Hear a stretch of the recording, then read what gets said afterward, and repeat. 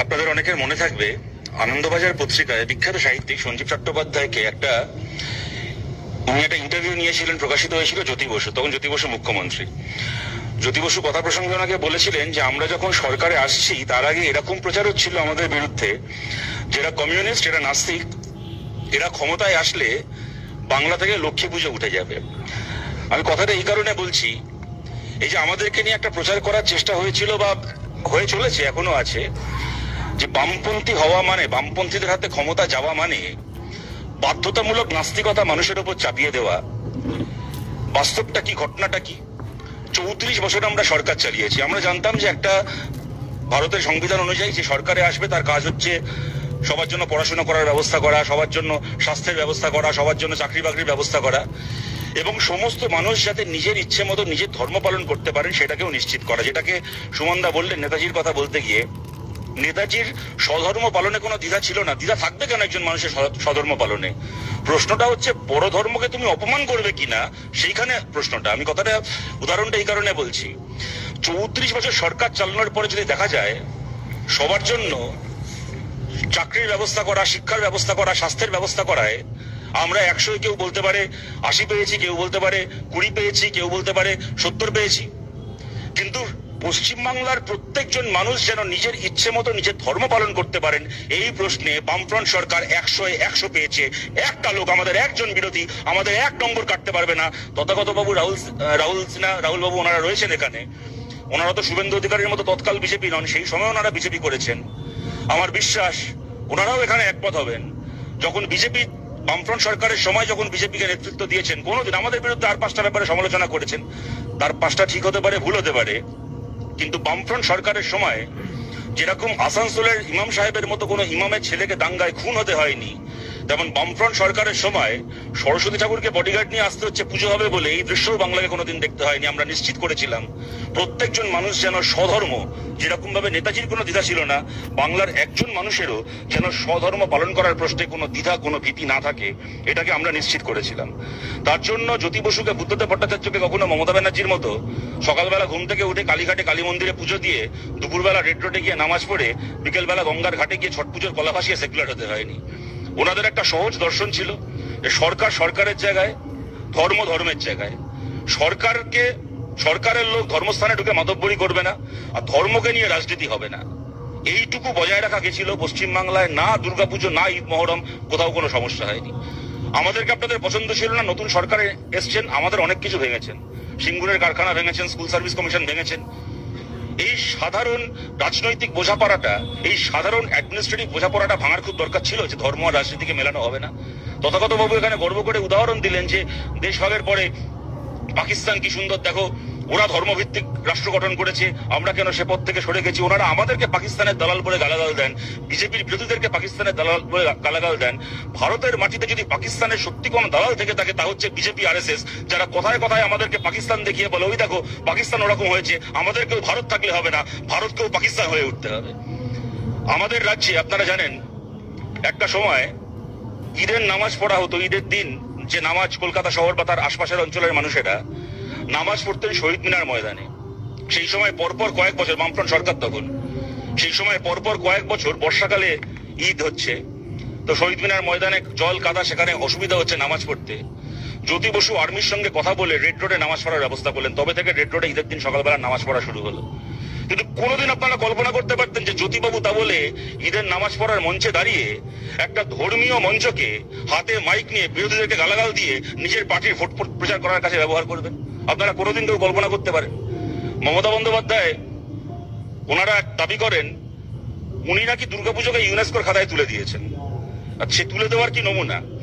5 দিন দুর্গাপুজো হয়, প্রথমে বাঙালি লাইন দিয়ে প্যান্ডেলে প্যান্ডেলে ঠাকুর দেখতে যায়, তারপরে বিসর্জন কার্নিভাল হয়। ওখানে মমতা বন্দ্যোপাধ্যায় প্যান্ডেলে যান না, উনি চেয়ারের ওপর বসে থাকেন, ওনার সামনে লাইন দিয়ে একটার পর একটা দুর্গা ঠাকুর প্যারেড করতে করতে বেরিয়ে যায়, উনি চেয়ারে বসে পায়ের ওপর পা তুলে দুর্গা ঠাকুরকে স্যালুট করেন। এই কোত্থেকে শুরু হলো?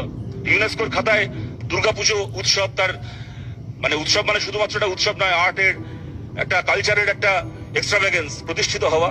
আপনারা জানেন তপতি গুহ ঠাকুরতার, তার একটা রিসার্চ, সেই রিসার্চকে পরবর্তীকালে ইউনেস্কো তার ভিত্তিতে স্বীকৃতি দেয় যে দুর্গাপুজো হচ্ছে ওয়ার্ল্ড হেরিটেজে অন্তর্গত হবে, কেননা এখানে আর্ট অ্যান্ড কালচার শুধুমাত্র কোনো ধর্মীয় অনুষ্ঠানে আর সীমাবদ্ধ নেই, আর্ট এবং কালচারের একটা মাইল ফলক হয়ে গেছে পশ্চিমবাংলার দুর্গাপুজো। তপতি গুহ ঠাকুর ও তার রিসার্চটাকে কেন্দ্র করে মমতা বন্দ্যোপাধ্যায় এমনকি দুর্গাপুজোটাকেও নিজের অনুপ্রেরণায় চালিয়ে দিচ্ছেন।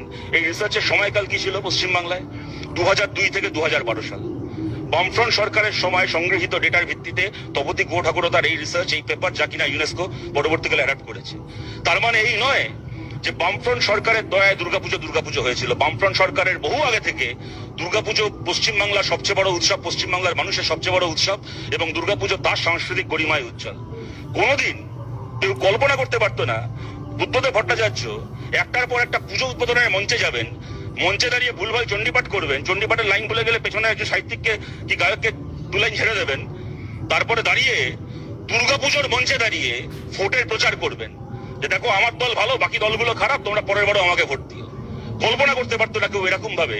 প্রশ্নটা এখানে খালি ধর্ম নিয়ে রাজনীতি নয়, ধর্মস্থানে যে রাজনীতির প্রবেশ, রাজনীতির অঙ্গনে খালি ধর্মের প্রবেশ নয়, ধর্মস্থানকেও যে রাজনীতির দখলদারির মধ্যে এনে কলুষিত করা, এই উদাহরণ কেউ কল্পনা করতে পারতো না। দুর্গাপুজোর সময় এই আনন্দবাজারে ছবি বেরিয়েছিল একবার, আমরা তখন খুব ছোট, যে অসীম দাশগুপ্ত গড়িয়াট মোড়ে দাঁড়িয়ে ট্রাফিক কন্ট্রোল করছেন। কেউ সমর্থন করেছিলেন, কেউ বিরোধিতা করেছিলেন, কিন্তু প্রশ্ন হচ্ছে একটা সরকারের এইটাই কাজ হবে যে মানুষ তার ইচ্ছে মতো স্বাধীনভাবে একটা উৎসবে অংশগ্রহণ করবেন, সরকার যাবতীয় পরিকাঠামো, যাবতীয় সাহায্য দিয়ে সেই উৎসবটাকে সামলাবে, সেই উৎসবে যাতে সব মানুষ নিরাপদে অংশগ্রহণ করতে পারে সেটাকে গ্যারান্টি করবেন। সরকারের মন্ত্রীরা এক একটা উৎসব কমিটির মাথায় বসে যাবেন। আজকে পশ্চিমবাংলায় যেরকম প্রায় কোনো পঞ্চায়েত খুঁজে পাবেন না, প্রায় কোনো মিউনিসিপ্যালিটি খুঁজে পাবেন না, মানে কোনো পঞ্চায়েতের কোনো বুথ, কোনো মিউনিসিপ্যালিটি, কোনো ওয়ার্ড খুঁজে পাবেন না যেটা কিনা তৃণমূল গায়ের জোরে দখল করে বসে নেই। গোটা বাংলায় বলুন তো যে কটা দুর্গাপুজোর কমিটি খুঁজে পাবেন যার মাথায় কোনো তৃণমূলের কাউন্সিলর, তৃণমূলের ব্লকের নেতা বসে নেই? প্রশ্নটা শুধুমাত্র আপনি রাজনীতির অঙ্গনে ধর্মকে ঢোকাচ্ছেন কিনা তার প্রশ্ন নয়, এমনকি ধর্মপ্রাণ মানুষের ধর্মস্থানে সেইটাকেও আপনি রাজনীতির দখলদারির বাইরে রাখছেন। আপনারা চিন্তা করতে পারেন মানসিকতা কোন জায়গায় পৌঁছতে পারে। বছর তিনেক আগেকার কথা, দমদমে একটা দুর্গাপুজোর কমিটি দুর্গা ঠাকুর বানিয়েছে, দুর্গা ঠাকুরটাকে বানিয়েছে মমতা বন্দ্যোপাধ্যায়ের মতো। পাড়া তৃণমূল নেতারা কমিটির মাথায় বসে আছে, 10টা হাতে, এক হাতে কন্যাশ্রীর ফাইল, এক হাতে ইস্ত্রি ও ইস্ত্রির ফাইল। তার এক বছর আগে নদিয়ার চাকদাই এক জিনিস হয়েছিল। মানে মানসিকতা হচ্ছে তুমি ভাই সিপিএম হও, কংগ্রেস হও, বিজেপি হও, তুমি যে পারো হও, পুজোয় যদি আসতে হয় প্যান্ডেলে ঢুকে আমাদের দিদির সামনে পুষ্পাঞ্জলি দেবে, দিতে পারলে ভালো, নাহলে ফটো তোমার জন্য দুর্গাপুজো নয়। এই যে রাজনীতি থাকবে, দলাদলি থাকবে, কিন্তু উৎসবে, আনন্দে, অনুষ্ঠানে সব মানুষ দল মত নির্বিশেষে সামিল হবে, অংশগ্রহণ করবে। বামফ্রন্ট সরকারের সময় এই পরিবেশ ছিল পশ্চিমবাংলায়। তৃণমূল কংগ্রেস তার একচেকে রাজনৈতিক দখলদারি চাপাতে গিয়ে এইটাকে ভেঙেছে। এটাকে ভাঙতে গিয়ে কি করেছে? এখন বিধানসভায় বসে আমি শিব মন্দির, আমি হচ্ছি খালি হিন্দু বললে হবে না, আমি হিন্দু ব্রাহ্মণ্যবাদের বড়াই করছেন। কেউ কেউ আছেন মমতা বন্দ্যোপাধ্যায়কে সাবলটানদের প্রতিনিধি, প্রান্তিক মানুষের প্রতিনিধি হিসেবে তাকে তুলে ধরেছেন।